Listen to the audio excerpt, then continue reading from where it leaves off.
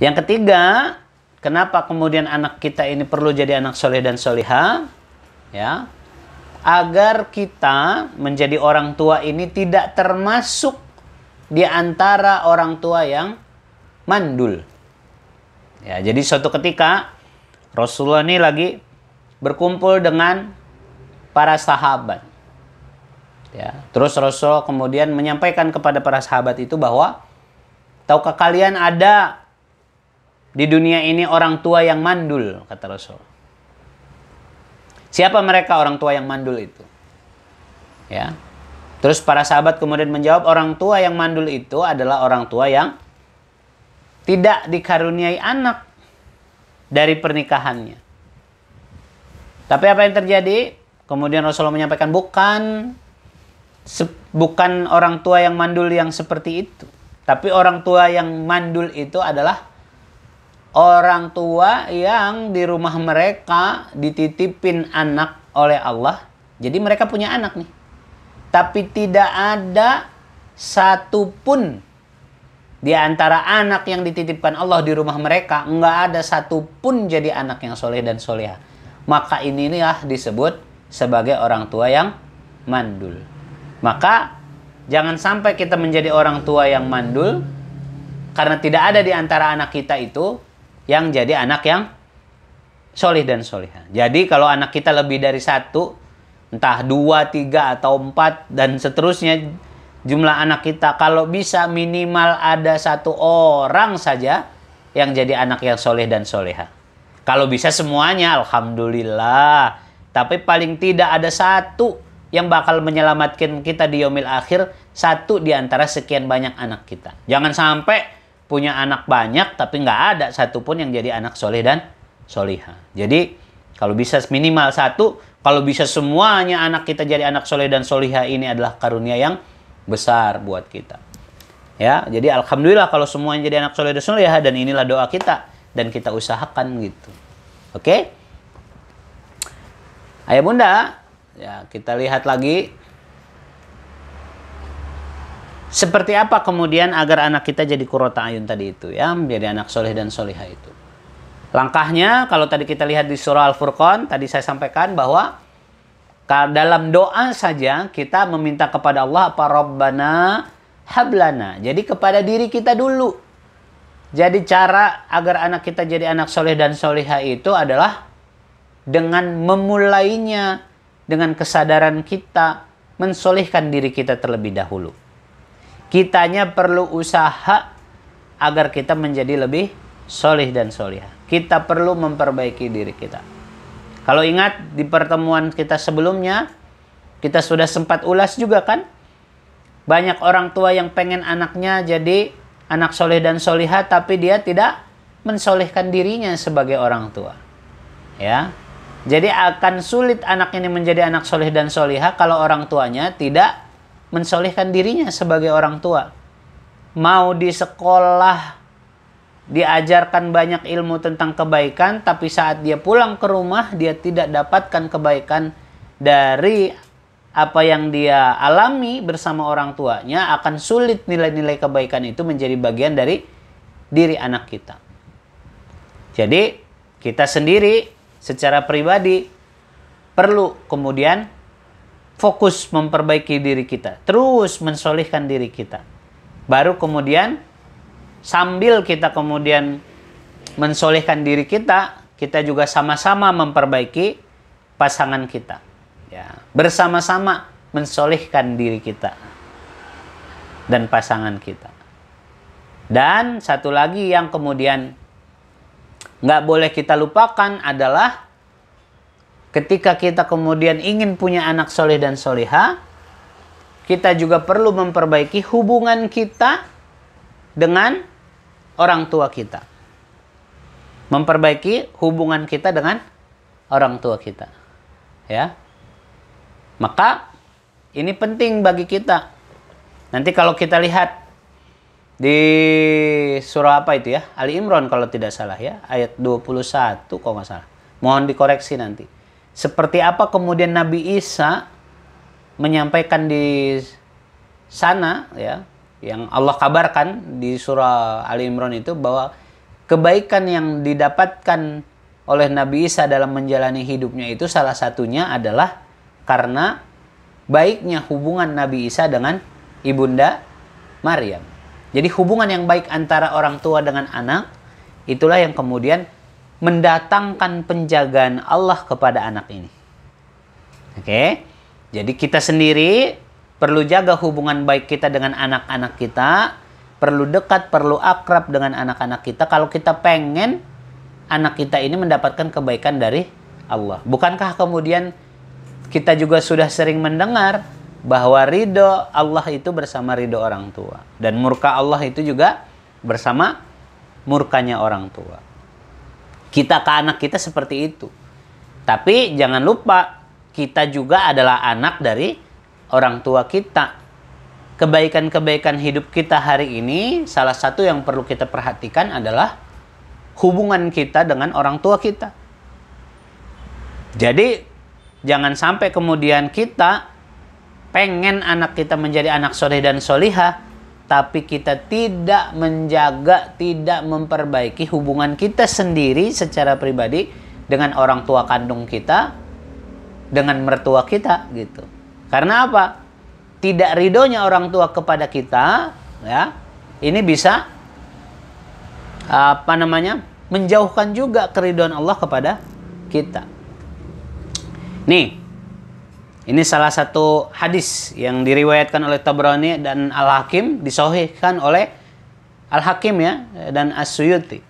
Jadi Rasulullah SAW pernah bersabda, setiap dosa-dosa ya Allah Subhanahu wa taala kemudian mengakhirkan balasannya sebagaimana yang Dia kehendaki dari dosa-dosa itu hingga hari kiamat. Jadi ada itu dosa-dosa yang kemudian Allah ketika ingin membalas perbuatan dosa itu diakhirkan oleh Allah, ditunda oleh Allah. Kata Rasulullah, apa kecuali nih. Jadi dari sekian banyak dosa itu ada dosa yang kemudian tidak demikian cara membalasnya, tidak diakhirkan. Ya. Kata Rasulullah, apa? Kecuali durhaka kepada kedua orang tua. Ya. Sesungguhnya Allah menyegerakan balasan bagi pelakunya saat hidup di dunia sebelum wafat. Jadi, dalam riwayat yang lain ada juga disampaikan, salah satu kemudian kebaikan yang disegerakan Allah kepada seorang anak itu adalah balasan dari perbuatan baiknya kepada orang tuanya. Ya, makanya ini penting birrul walidain itu. Bagaimana kemudian kita perlu berbakti kepada orang tua kita. Karena apa?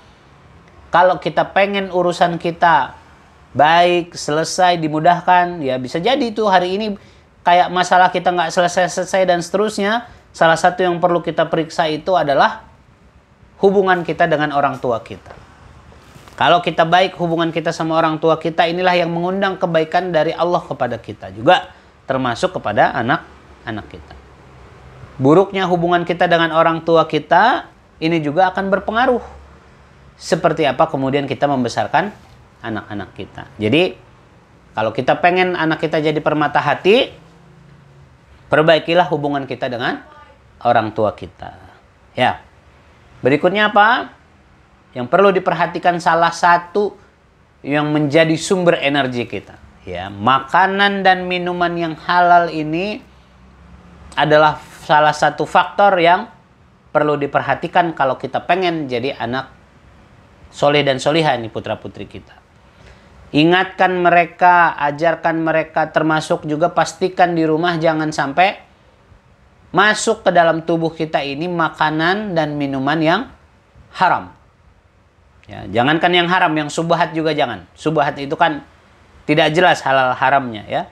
Makanya perlu anak kita misalnya minimal nih, kalau beli jajan ya, beli makanan atau minuman, pastikan diperiksa dulu. Ada label halalnya enggak gitu. Kalau masuk ke restoran, cari tempat makan, sebelum pesan menu dan seterusnya, atau sebelum masuk ke restoran itu, pastikan dan yakin bahwa tempat makan kita yang kita datangi itu adalah tempat makan yang halal. Bisa jadi menunya halal tapi ternyata campurannya ada apa namanya, kan ada kadang-kadang dari bumbu-bumbu masaknya itu termasuk apa namanya segala macam lah komposisi masakannya, ada aja itu yang menggunakan bahan-bahan yang ternyata tidak halal. Jangan. Termasuk juga selain itu sumber rezekinya. Ya, pastikan jangan sampai kita membawa pulang, ya terutama para ayah ya.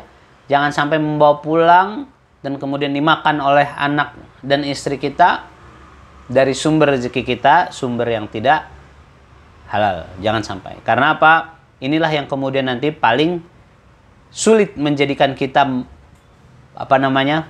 Jadi orang soleh dan soleha. Termasuk kata para ulama itu seperti apa? Salah satu yang bikin seseorang itu malas beribadah, ya, malas berbuat baik, itu salah satunya karena tadi itu masuk ada makanan dan minuman yang subhat ke dalam dirinya. Jadi berat sekali mau ibadah dan seterusnya. Makanya kita pastikan makanlah makanan yang halalan thayyiban, ya, makan yang halal dan yang baik. Karena apa? Inilah yang kemudian menjadi sumber energi bagi kita untuk terus beribadah, berbuat baik, dan seterusnya. Oke? Apalagi? Yang berikutnya adalah berdoa. Tadi sudah kita ulas bahwa yang bikin anak kita soleh dan solihah itu bukan kita. Allah. Ya, Allah lah yang kemudian menjadikan anak kita anak soleh dan solihah. Allah lah yang jadikan anak kita ini qurrata ayun. Ya, sementara kita ini hanya ikhtiar saja. Ya, hanya ikhtiar menyekolahkan anak kita, mendidik anak kita, mengajarkan anak kita tentang kebaikan, ini adalah ikhtiar kita. Maka kita perlu sadar bahwa Allah sajalah yang kemudian membolak-balikan hati kita dan hati anak-anak kita. Dan setiap anak itu mau seperti apapun keadaannya hari ini, sangat mudah bagi Allah untuk membolak-balikan hatinya, merubah semuanya. Ya, maka jangan pernah berhenti mendoakan anak kita dengan doa-doa yang baik. Ya, kalau bisa ketika anak kita keluar dari rumah, jangan sampai anak kita keluar dari rumah tanpa diawali dengan doa yang baik saat kita melepasnya. Jadi saat anak kita misalnya bersalaman dengan kita, anak kita pamitan, pastikan saat anak kita pamitan dengan kita, entah dia mau pergi bermain, entah dia mau pergi sekolah, mau kemana pun anak kita, berpisah dengan kita, pastikan saat berpisah dengan anak kita itu selalu titipkan doa, ya, kepada Allah untuk kebaikan anak kita. Ya, termasuk juga kemudian di antara doa itu adalah ucapan-ucapan kita. Jadi pastikan kalau ngomong ke anak kita, ngomong ke orang lain tentang anak kita dan seterusnya, jangan sampai kita bicara apapun kecuali kebaikan. Karena setiap apa yang kita ucapkan ini ternyata bisa saja kita nggak tahu di mana di antara ucapan kita itu yang ternyata menjadi doa gitu, yang kemudian dikabulkan oleh Allah Subhanahu wa taala. Jadi tetaplah ucapkan yang baik-baik kapanpun kita berada gitu ya. Nah, yang terakhir ayah bunda, hal penting yang perlu kita perhatikan adalah menanamkan akidah. Ini adalah hal yang paling utama dan pertama. Menanamkan akidah. Akidah ini adalah pondasi kehidupan bagi anak kita sebelum belajar apapun. Ya. Menanamkan tentang keimanan, ikatan tauhid kepada Allah Subhanahu wa taala, ini penting. Jadi kalau beres urusan akidahnya, berhasil kita mengenalkan anak kita dengan Allah, berhasil kemudian kita memahamkan anak kita ya tentang seperti apa kita hidup di dunia, ya. Sebagai pemahaman akidah bagi anak kita itu akan membuat anak kita lebih mudah untuk melaksanakan ibadah-ibadahnya gitu. Kebanyakan orang tua akidahnya nggak dikuatkan, tapi lebih banyak kemudian penekanannya itu kepada ritual-ritual ibadah. Makanya nanti pas sudah besar justru anaknya jadi males gitu. Karena dia anggap ibadah yang dia lakukan itu hanyalah sebagai beban. Karena dia tidak merasakan bagaimana kemudian nikmatnya dia melaksanakan ibadah. Karena akidahnya tadi itu belum tuntas diajarkan oleh orang tuanya. Gitu ya. Jadi ayah bunda, mudah-mudahan seperti apapun kedudukan anak tadi di dalam Al-Quran itu, mau kayak gimana pun anak kita yang ada di rumah kita hari ini, maka kita syukurin. Dan kita sadari bahwa mau seperti apapun anak kita di rumah kita, ternyata dengan 4 tipe tadi itu, itulah cara Allah mengingatkan kita, Allah ingin ajarkan kita tentang kebaikan dengan cara yang tadi itu gitu. Ya. Maka mudah-mudahan ya kita semua dijadikan Allah orang tua yang tidak pernah lelah untuk memperbaiki diri kita, dan semua apa yang kemudian kita kerjakan dalam episode kehidupan kita ini, mendidik dan membesarkan anak-anak kita, menjadi tabungan kebaikan bagi kita. Kita sadar bahwa hadirnya anak-anak kita ini, termasuk juga kita melayani pasangan kita dan seterusnya, ini adalah sebagai ladang amal bagi kita. Jadi kita perlu terus bersemangat, karena dengan inilah insya Allah Allah juga berikan kebaikan-kebaikan dalam hidup kita, baik di dunia maupun di akhirat kita insya Allah. Ya, rasanya itu yang bisa saya sampaikan untuk pertemuan kita kali ini. Semoga manfaat untuk kita semua. Terima kasih. Assalamualaikum warahmatullahi wabarakatuh. Assalamualaikum warahmatullahi wabarakatuh. Masya Allah, alhamdulillah materinya luar biasa Bang, sangat membantu.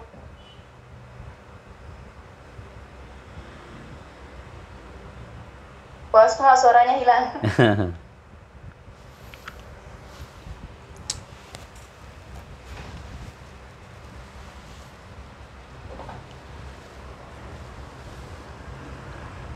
Coba di unmute. Buas masuk rata. Coba di unmute.